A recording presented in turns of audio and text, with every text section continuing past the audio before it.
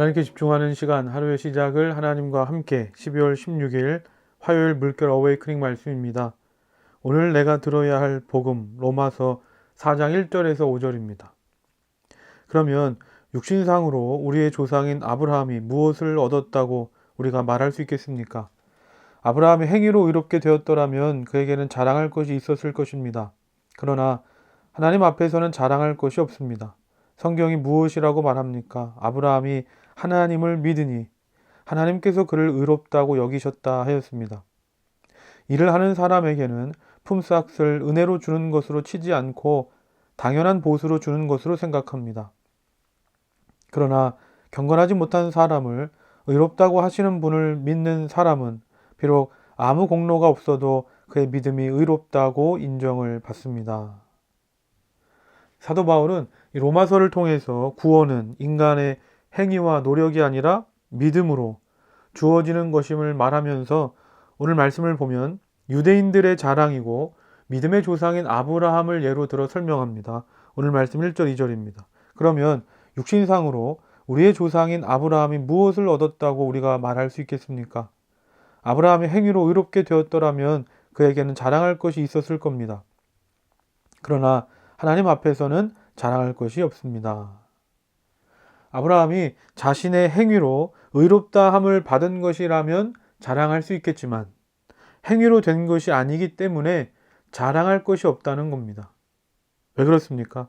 유대인들이 존경하고 자신들의 조상으로 따르는 이 아브라함도 결국은 죄의 영향력 아래 있는 한 인간에 지나지 않기 때문에 우리가 보기에는 선하고 또 완벽해 보여도 그것이 하나님께는 자랑할 것이 될 수 없다는 겁니다.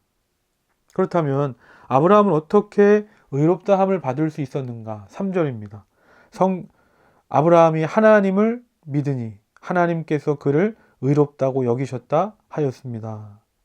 이것은 바울이 창세기 15장 6절의 말씀을 인용한 겁니다. 창세기 15장의 말씀을 보면 하나님께서 아브라함에게 자녀를 주시겠다고 하셨는데 아브라함과 사라는 아이를 낳을 수 없는 노인이 되었고 결국 아브라함은 더 참지 못하고 더 기다리지 못하고 다른 방법을 찾으려고 합니다.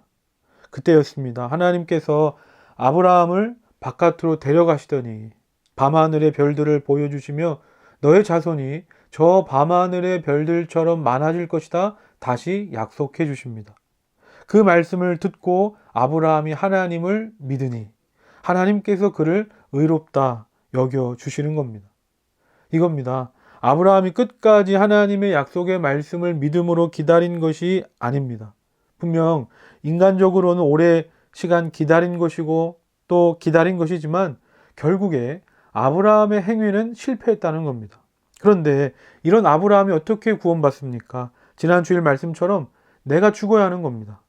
실수하고 실패하여 불순종할 수밖에 없는 내가 내 삶의 주인이 되는 것이 아니라 주님을 내 삶의 주인으로 모십니다.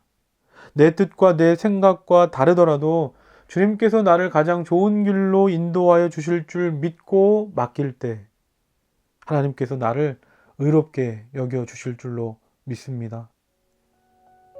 다 같이 묵상하고 기도합시다. 주님만이 나의 왕이십니다. 내 뜻보다 하나님의 뜻입니다. 주인 되시는 하나님께 맡기는 믿음을 주옵소서. 언제나 하나님과의 관계를 최우선순위로 날마다 하나님의 인도함을 받으며 살게 하옵소서.